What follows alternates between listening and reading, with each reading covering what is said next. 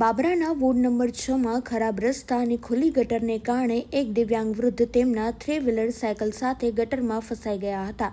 સ્થાનિકોની મદદથી તેમને બહાર કાઢવામાં આવ્યા હતા.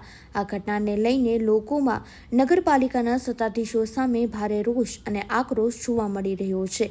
સ્થાનિકોનો આક્ષેપ છે કે સત્તાધીશોને કામ કરવાને બદલે પૈસા ખાવામાં વધુ રસ છે. તો ભાઈ આ નગરપાલિકાનું છે વહીવટ. કેટલા દીથા એને કીધું છે કે આ વસ્તુ તમે કરી જાઓ. અત્યારે આ દાદા રહ્યા ને, આ દાદા આની અંદર પીસેરા ફસાઈ ગયા છે. ક્યારના વાટ જોતા હતા. હવે આનું શું કરવાનું છે? જોવો કેટલા દીથે એને અરજી આપેલી છે, બધું કરેલું છે, પણ છતાં કોઈ સામું જોતું નથી. આ અપંગ માણસ છે, ઊભા નથી શકતા. અત્યારે હલવાઈ ગયા ની અંદર, બરોબર. એકલા સાથે બધા છે એટલે કાઢી દેવી છે એની, અને આ બિચારા એકલા હોય શું કરે?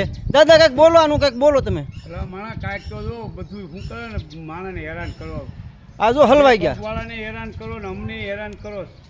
હા બોલ. બીજું કાંઈક કેવું હોય કયો પાલિકા વાળાને તમારે? શું કે આ દાદા તમારું વ્હીલે વળી ગયું. દાદા આખી રિંગ મારી આ વ્હીલે વળી ગયું તમારું. જોવો, જોઈ લો. કેમ મારે કાઢવી આમાં? એવો હેરાન થયો છો. હવે આમાં કંઈક તમે કંઈક કરો તો સારું છે. પાલિકા વાળાને પ્રમુખને કે આમ ન હાલે, કે આમ જોવો.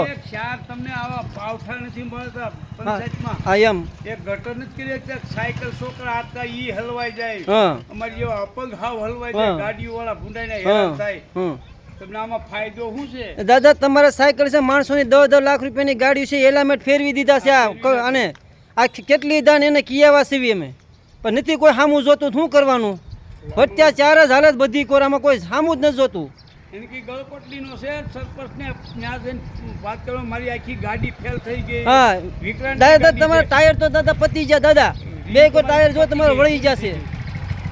જો બીજા ભાઈ આવે તો એ ઉડ્યા બિચારા. જો આ ભાઈ વિચાર કરે છે, આ ભાઈ વિચાર કરે છે કેમ હાંકવી ગાડી. આ ભાઈ હોની છે, હોની જો